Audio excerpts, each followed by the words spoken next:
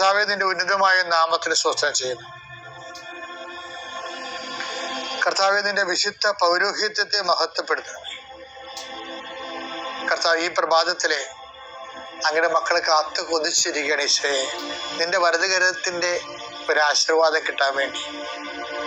കർത്താവ്, ഇന്ന് യാത്രയ്ക്ക് ഒരുങ്ങുന്ന ഓരോ മക്കളുണ്ട്.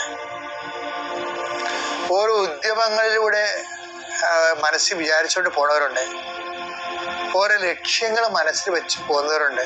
കർത്താവെ, നിന്റെ തിരുമുറുവാർന്ന് ആണിപ്പെടുതാന്ന് വലതുകരം മക്കളുടെ ശിരസ് വെക്കണമേ. അവർ പോകുന്നിടത്തേക്കല്ല, നീ പോകുന്നിടത്തേക്കെല്ലാം ഞാൻ നിന്റെ കൂടെ വരുമെന്ന് കർത്താവ് അങ്ങ് പറഞ്ഞിട്ടുണ്ടല്ലോ ഈശോയെ. അങ്ങയുടെ സഞ്ചാര സാന്നിധ്യം അങ്ങയുടെ മക്കളുടെ കൂടെ ഉണ്ടായിരിക്കണമെന്ന് പ്രാർത്ഥിക്കുന്നു. കർത്താവെ, ഉദ്യോഗത്തിന്റെ കാര്യത്തിന് വേണ്ടി പോണവരുണ്ട്, പഠന കാര്യങ്ങൾക്ക് വേണ്ടി പോകുന്നവരുണ്ട്, ജീവിത വ്യാപാരങ്ങൾക്ക് സാമ്പത്തിക കാര്യങ്ങൾക്ക് വേണ്ടി പോണവരുണ്ട്, ജോലി സംബന്ധമായ കാര്യങ്ങൾക്ക് വേണ്ടി പോകുന്നത് അവരുടെ എല്ലാം കർത്താവിന് തിരുസേന സമർപ്പിക്കുന്നു. ടെസ്റ്റ്, ഇന്റർവ്യൂ, പരീക്ഷ, അതുപോലെ തന്നെ ഏജൻസി, ക്രയവിക്രയങ്ങള്, ജീവിതമാർഗങ്ങള്, വിദൂര യാത്രകള്, അങ്ങനെ ബന്ധുത്വം മുടക്കി പോകുന്ന വിവാഹ യാത്രകള്, ഈശോയെ, എവിടെയെല്ലാമൊക്കെ പോകുന്നു അവിടെ എല്ലാം അങ്ങയുടെ മക്കളുടെ കൂടെ നീ ഉണ്ടാകണമേ എന്ന് പ്രാർത്ഥിക്കുന്നു. ഇന്നത്തെ മുഴുവൻ യാത്രകളിൽ കർത്താവ് നിന്റെ കൂടെ ഉണ്ടാവുകയും മാതാവ് നിന്റെ വലതുകരം ഗ്രഹിക്കുകയും സഞ്ചാരി മാതാവ് രാത്രി നീ തിരികെ വരുമ്പോൾ നിന്നെ ആരോഗ്യത്തോടെയും സമാധാനത്തോടെയും സുരക്ഷിതമായി ദൈവം തിരികെ എത്തിക്കുകയും ചെയ്യട്ടെ. നിത്യ പിതാപുത്രനും പരിശുദ്ധാത്മാ ശ്രദ്ധിക്കുകയാണ്. എൻ്റെ പ്രിയപ്പെട്ടവരെ, കഴിഞ്ഞ ദിവസങ്ങളിൽ പെട്ടെന്ന് ഒരു ട്വിസ്റ്റിങ് സംഭവിച്ച് ആദ്യവാഴ്ച ധ്യാനത്തില് കർത്താവ് ചോദിച്ചത് ഈ മാനസാന്തരത്തിന്റെ ഫലങ്ങൾ പ്രകടിപ്പിക്കാൻ പറഞ്ഞു. അപ്പൊ മാനസാന്തരം എന്ന് പറഞ്ഞിട്ട് ഞാൻ മാനസാന്തരപ്പെട്ടില്ലെന്ന് പറഞ്ഞൊരു കാര്യമില്ല. അത് മാനസാന്തരപ്പെട്ടു ഇല്ലയെന്ന് അറിയേണ്ടത് ഫലങ്ങളെ കൊണ്ടാണ്. മത്തായി ശ്ലീഹയുടെ സുവിശേഷം 3:8 മാനസാന്തരത്തിന് യോജിച്ച ഫലം പുറപ്പെടുവിക്കും. മാനസാന്തരത്തിന് യോജിച്ച ഫലം. അപ്പൊ ഫലമല്ല പ്രശ്നം, യോജിച്ച ഫലമാണ് പ്രശ്നം. മാനസാന്തരം യോജിച്ച ഫലം എന്ന് പറയുമ്പോൾ കഴിഞ്ഞ ദിവസങ്ങളിൽ പറഞ്ഞുകൊണ്ടിരിക്കുന്ന സമയത്ത് ഈശോ പറഞ്ഞു, ധ്യാനത്തിന്റെ ഈശോപനത്തിലെ മാനസാന്തരത്തിന് യോജിച്ച ഫലങ്ങളെന്ന് പറയണത് മുന്തിരിയിൽ നിന്ന് മുൾച്ചെടിയിൽ നിന്ന് മുന്തിരിപ്പഴമോ ഞെരിഞ്ഞിൽ നിന്ന് അത്തിപ്പഴമോ പെറുക്കാറുണ്ടോ എന്ന് പറഞ്ഞില്ലേ?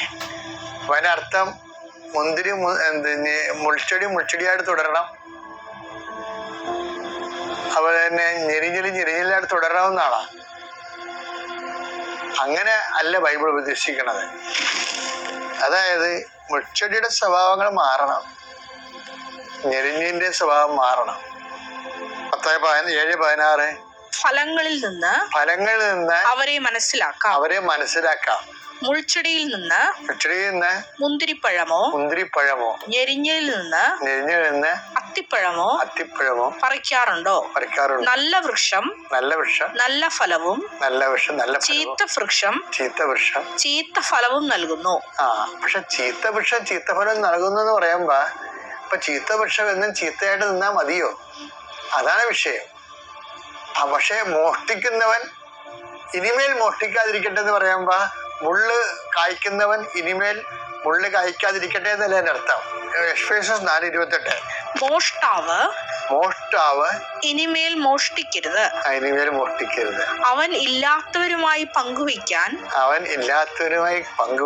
എന്തെങ്കിലും സമ്പാദിക്കുന്നതിന് വേണ്ടി സ്വന്തം കൈകൾ കൊണ്ട് മാന്യമായി ജോലി ചെയ്യട്ടെ.